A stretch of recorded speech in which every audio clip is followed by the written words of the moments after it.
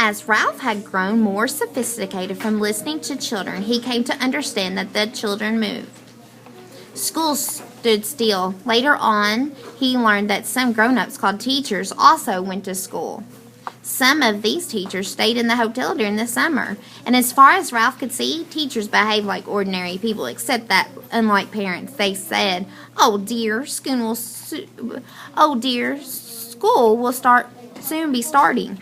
Ralph found a clue as to what teachers did in the mysterious place from a television commercial shown several times a day. In it, a woman who said she was a teacher held a tube of toothpaste in her hand as she was walking around saying, "Toothpaste doesn't excite me. Good checkups excite me." This remark puzzled Ralph, however. When he had lived upstairs, he had once tasted toothpaste with a careless guest left the cap off of a tube. He found himself foaming and frothing at the mouth as he skittered around frantically, trying to find water while one of the maids ran down the hall shrieking, "Mad mice! Mad mouse!" No, Ralph could not agree with the television teacher. Toothpaste was exciting. "This Miss Kay," said Ralph as Ryan reached the bus stop. "Is she okay?" "Yeah, she's pretty good." Ryan stamped his feet to keep them warm. "She thinks of interesting things to do for language arts. Like our school is named the Irwin J. Sneed Elementary School, and last week she had us write a composition about who we thought Irwin J. Sneed was and why the town of Kirkatall, California, named its school after him." Ryan scooped up a handful of snow, squeezed it into a ball, and threw it at the branch of a pine tree. Snow slid off of the branch and fell into a soft plump. "Some kids made Irwin J. Sneed a monster from outer space," continued Ryan, "but I made him a horse thief back in the gold rush days when Cucaracha was a mining town.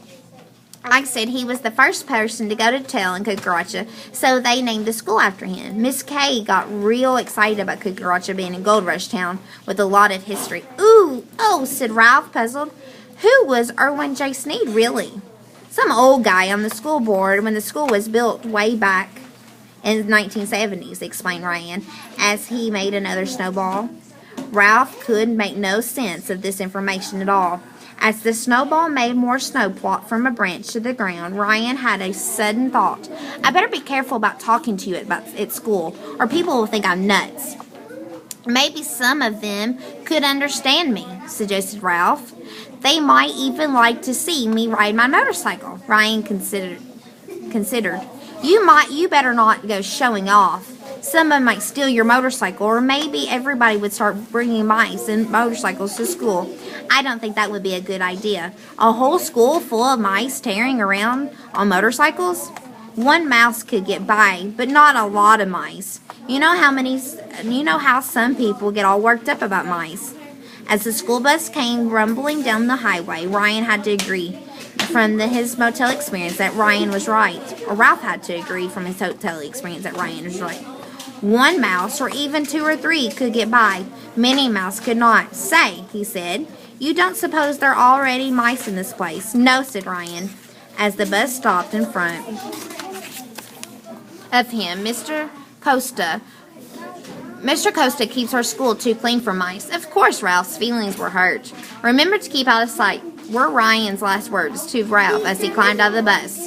Deep inside the parka pocket, Ryan felt sad, brave and noble, frightened and bewildered. He felt sad because there had been no time to say goodbye to Matt. He felt brave and noble because his going out into the strange world would protect the safety of his little relatives. He felt frightened and bewildered because so much had happened so fast. Yet the inside of the pocket was cozy. In the deepest corner, Ralph found a dried-up raisin that would have made an excellent breakfast if he had not been so nervous about what had laid ahead in the mysterious place. The Irwin J. Sneed Elementary School. He nipped a tiny bite of raisins and told himself school must be a safe place because so many children went there. "Of course, I will be all right," he told himself, pretending to be brave, "but I will be careful to stay away from Miss Kay's toothpaste."